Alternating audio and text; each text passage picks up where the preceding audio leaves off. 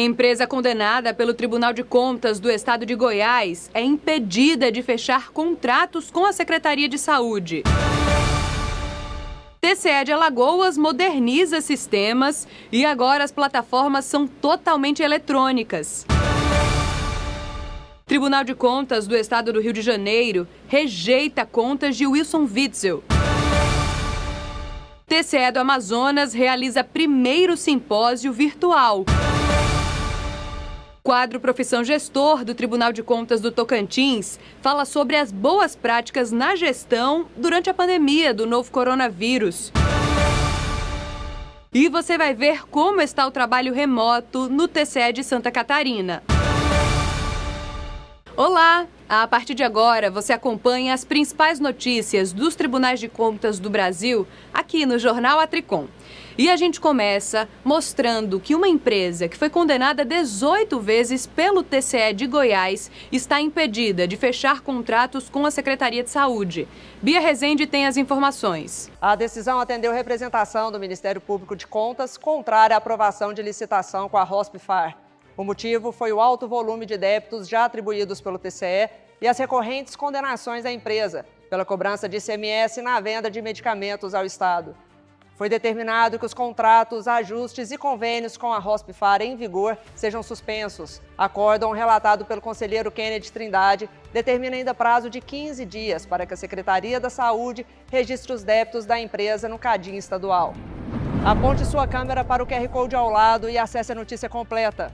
Acompanhe o TCE de Goiás também nas redes sociais. E no meio de uma pandemia, o Tribunal de Contas do Estado de Alagoas conseguiu lançar os novos sistemas da instituição, que agora são totalmente eletrônicos. Funcionários atentos ao treinamento dos novos sistemas. O Tribunal de Contas do Estado de Alagoas modernizou as plataformas. A gente implementou uma ferramenta nova do Diário Oficial Eletrônico. E ela visa melhorar tanto a diagramação do sistema, né, deixar um layout bem mais moderno, e também em relação às buscas dos diários anteriores que a gente tem.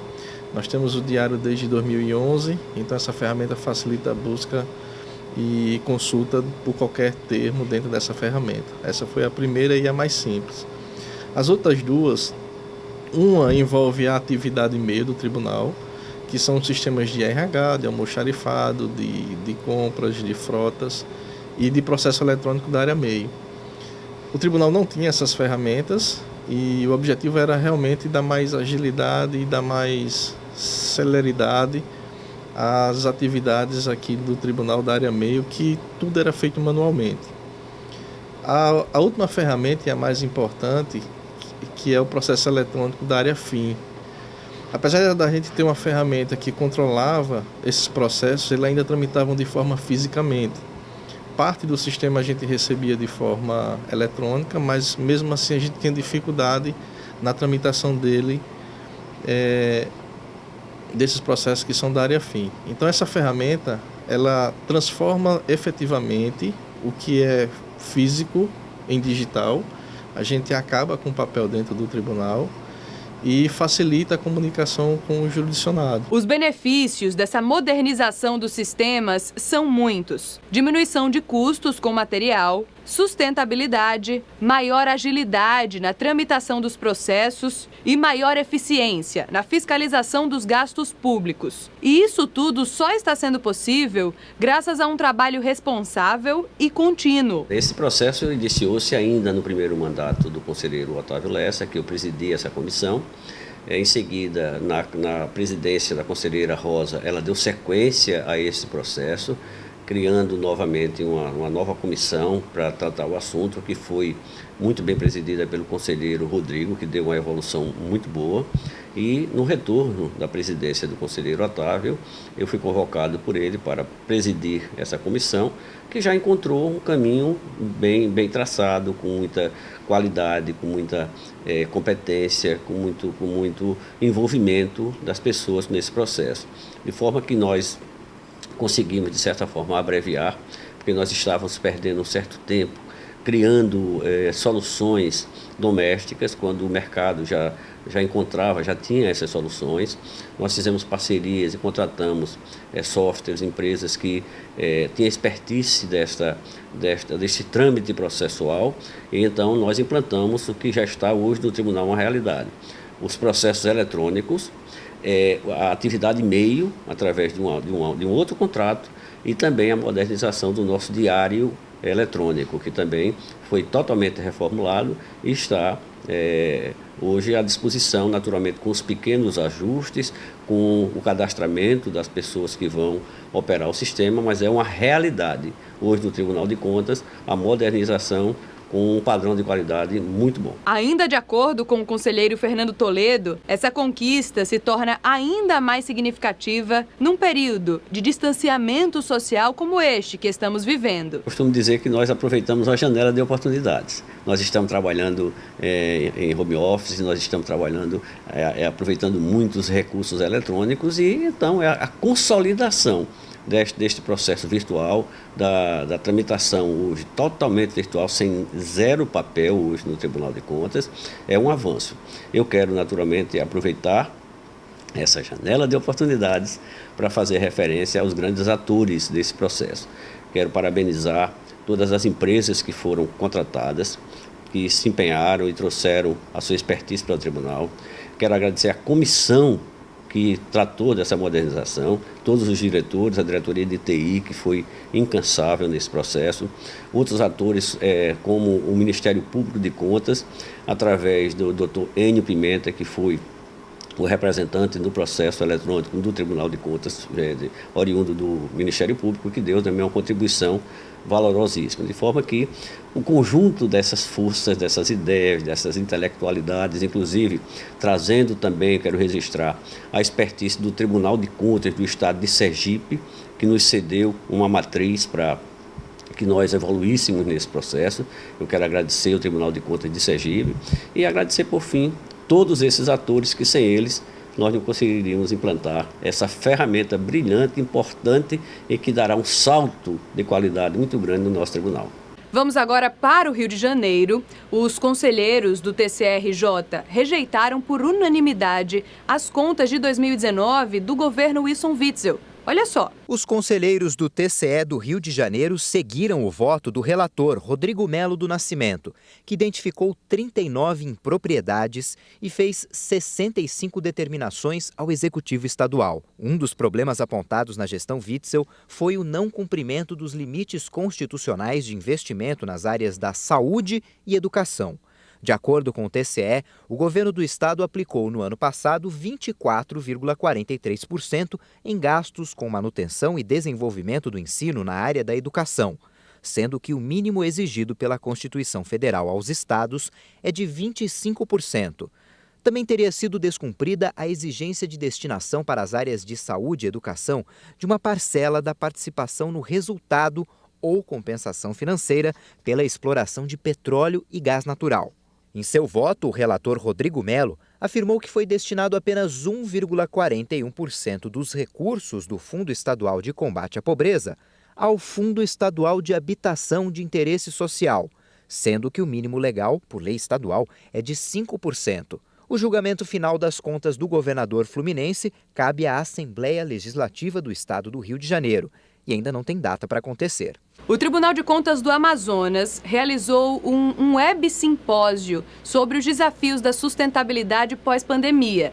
Esse, inclusive, foi o primeiro simpósio totalmente virtual da Corte de Contas. O Web Simpósio Desafios da Sustentabilidade Pós-Pandemia foi considerado inovador por ser o primeiro evento totalmente virtual realizado pelo Tribunal de Contas do Estado do Amazonas. Em quase 70 anos de história, foi a primeira vez que o TCE realizou um evento desse porte, com 3 horas de duração e com palestrantes da África, Portugal e Estados Unidos, além de pesquisadores brasileiros. O presidente da Corte de Contas, conselheiro Mário de Mello, destacou o ineditismo do Web Simpósio e afirmou que o TCE Amazonas buscou contribuir com as discussões sobre o meio ambiente pós-pandemia do novo coronavírus.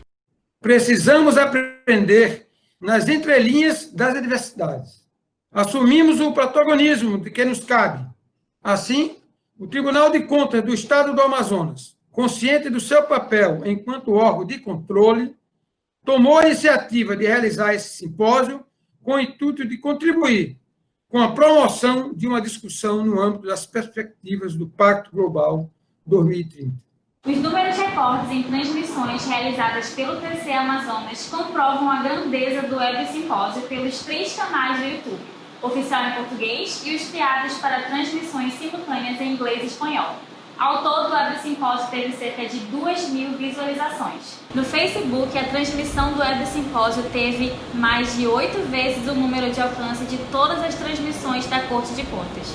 Somadas às redes sociais, o Web Simpósio alcançou mais de 6.000 pessoas até a última segunda-feira. O evento foi considerado um marco na Corte de Contas. Isto porque, pela primeira vez, as transmissões contaram com a tradução simultânea em inglês e espanhol, com o objetivo de atender o público de outros países. Espectadores da Grécia, Cabo Verde, México, África do Sul, entre outros, participaram do Web Simpósio, fazendo seus comentários e comprovando a internacionalização do evento. Além disso, foi mantida a tradução da língua brasileira de sinais, com o intérprete se revezando durante o Web Simpósio, tornando o evento mais acessível para todos. O Web Simpósio foi realizado pelo conselheiro Mário de Mello e pelo coordenador de ações ambientais do TCE Amazonas, o conselheiro Júlio Pinheiro, dando início a uma nova era da Corte de Contas do Amazonas, com a tecnologia sendo utilizada para aproximar pessoas e garantir a fiscalização da administração pública.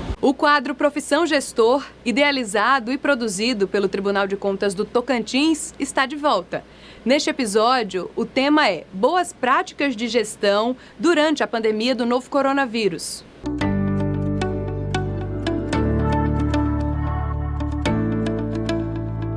Combater esse inimigo invisível exige de todos atitude. No caso da administração pública, agilidade nas ações de enfrentamento ao coronavírus é fundamental e salva vidas, mas é preciso atuar com responsabilidade e segurança jurídica. Por isso, o Tribunal de Contas solicita a atenção para o conteúdo de alertas emitidos. Os documentos, que contêm uma série de orientações, foram encaminhados aos gestores públicos. E é sobre o teor desses alertas que vamos tratar na videoaula. Situação de emergência e estado de calamidade pública. É fato que o reconhecimento da situação de emergência ou estado de calamidade pública colabora para que a administração pública efetue compras e contratações de serviços com a rapidez que o momento demanda. Contudo, os municípios que decretarem calamidade pública ou situação de emergência deverão demonstrar a efetiva necessidade, indicando os fatos e circunstâncias que justifiquem a medida emergencial, bem como discriminar as ações extraordinárias a serem adotadas. E olha só, não basta o Poder Executivo decretar o estado de calamidade pública. É necessário também promover o reconhecimento dessa situação pela Assembleia Legislativa. Outro tema abordado no alerta é limites da Lei de Responsabilidade Fiscal. Se o município tiver reconhecido o estado de calamidade pública, haverá flexibilização de limites orçamentários e exigências formais da Lei de Responsabilidade Fiscal, a LRF. Essa medida constitui grande desafio ao gestor responsável, exigindo muita cautela e ações coordenadas e assertivas. É importante ressaltar que atender necessidades públicas imprevistas, urgentes e relevantes, como é o caso do momento em que o país vive, não significa agir de forma irresponsável, comprometendo a gestão das finanças públicas. Vamos a mais um item do alerta, da contratação temporária de pessoal no período do estado de calamidade pública. Diante da situação de calamidade, a administração pública poderá utilizar a contratação de pessoal por tempo determinado para atender à necessidade excepcional de interesse público. Vale destacar que essas novas contratações devem ser destinadas excepcionalmente às áreas críticas e, ao final da situação de calamidade, é necessário promover a rescisão dos contratos temporários. A gestão que não possuir recursos orçamentários ou estiver acima dos limites permitidos pela LRF, é vedada a admissão de pessoal de qualquer natureza, seja efetivo, comissionado ou contratado, exceto casos de contratação de profissionais para atuarem no enfrentamento da situação emergencial. Fique ligado nesse tópico do alerta, que é aquisições e contratações na pandemia. De acordo com a Lei 13.979 de 2020, as despesas empenhadas no regime excepcional deverão ser destinadas exclusivamente à cobertura de programas e ações voltadas ao combate da pandemia da Covid-19, sendo que as demais deverão seguir as regras gerais das leis de licitações. As aquisições deverão ser limitadas à parcela necessária ao atendimento da situação emergencial e precisa ser comprovada a compatibilidade dos preços com os praticados no mercado. Para efetuar compras nesse período, é necessário realizar cotação de preços. Agora, se por uma questão de urgência não for possível fazer a pesquisa, essa hipótese excepcional tem que ser justificada. Eventuais contratações por valores superiores decorrentes de oscilações ocasionadas pela variação de preços deverão ser devidamente justificadas nos autos da aquisição, com a evidente demonstração da então exorbitância de preços praticados no mercado. Contratação de empresas. O alerta também chama a atenção para a condição de excepcionalidade da contratação de empresas que estejam com inidoneidade declarada ou que tenham os direitos de participação em procedimento licitatório e de contratar com o poder público suspensos. Só é permitida a contratação de empresa inidônea se comprovadamente for a única fornecedora do bem ou serviço. O alerta emitido pelo TCE para os gestores públicos também recomenda: não realização de despesas excepcionais em áreas que não possuem correlação com o combate ao coronavírus, como shows artísticos e eventos esportivos. Não realização de transferências voluntárias a órgãos ou entidades públicas ou privadas que tenham por objeto festividades, comemorações, shows artísticos e eventos esportivos. A orientação da Corte é redirecionar esses recursos para bens e serviços imprescindíveis contra a pandemia. Não realização de gastos com novas obras, com ressalvas para aquelas consideradas inadiáveis e com recursos financeiros assegurados para a sua completa execução. Para encerrar, vamos ao item Transparência Pública. Todas as informações sobre contratação ou aquisição efetuadas no decorrer da pandemia, com fundamento na Lei 13.979 de 2020, deverão ser imediatamente disponibilizadas nos portais da transparência ou em links específicos de sites oficiais. A medida facilita o acesso por parte da população e dos órgãos de controle aos gastos públicos. Para conferir a íntegra do alerta do TCE, basta acessar o hot site www.tce.to.gov.br/coronavírus. O ambiente virtual foi lançado com o objetivo de concentrar em um único espaço informações sobre o tema. Como a projeção dos especialistas é de que a pandemia vai passar, as despesas assumidas não podem resultar lá no futuro em desperdício de recursos públicos, o que prolongaria ainda mais o período de dificuldade. Tribunal de Contas do Tocantins. Juntos, vamos superar esse momento. E antes de encerrar, a gente mostra para você que está nos assistindo como está acontecendo o trabalho remoto no Tribunal de Contas de Santa Catarina. Acompanhe. O Tribunal de Contas de Santa Catarina está com as portas fechadas para o atendimento presencial desde o dia 18 de março, o que não significa que o trabalho está parado. Pelo contrário, essas imagens foram gravadas antes do início da pandemia causada pelo novo coronavírus. Mas há 2 meses, 376 servidores estão trabalhando em sistema home office. Seguem os procedimentos de fiscalização, como auditorias e monitoramentos, bem como atendimentos às demandas da sociedade e dos jurisdicionados. As atividades do tribunal continuam de casa graças ao uso de ferramentas de tecnologia da comunicação e de inteligência artificial, que permitem o pleno acesso aos sistemas e documentos e a realização de discussões e reuniões. Nesse período de trabalho remoto, mais de 1.500 processos já foram concluídos ou estão em fase de conclusão de instrução.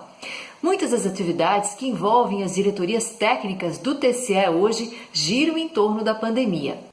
Destaque para os processos que analisaram a dispensa de licitação para o Hospital de Campanha de Itajaí e os procedimentos de compras emergenciais decorrentes da situação excepcional para o combate à pandemia da Covid-19, o qual resultou na medida cautelar determinando que o governo do estado fortaleça o sistema de controle interno. E ainda, uma força-tarefa formada pelo TCE de Santa Catarina, em conjunto com o Ministério Público Estadual e Polícia Civil, investiga a compra de 200 ventiladores pulmonares pelo governo do estado e que resultou na Operação Oxigênio. Vale lembrar que no portal do TCE na internet foi criado um canal de comunicação com os gestores públicos e com o cidadão em geral, especialmente para este momento que estamos vivendo. É só clicar no banner com informações importantes do TCE. Aqui dá para acompanhar todos os serviços e tudo atualizado. Protocolo de documentos hoje pelo TCE virtual, as sessões que são telepresenciais, prazos processuais no momento suspensos, prazos e remessas de dados e ainda orientações técnicas aos jurisdicionados. No site do TCE você acompanha as últimas notícias sobre a atuação da Corte de Contas catarinense.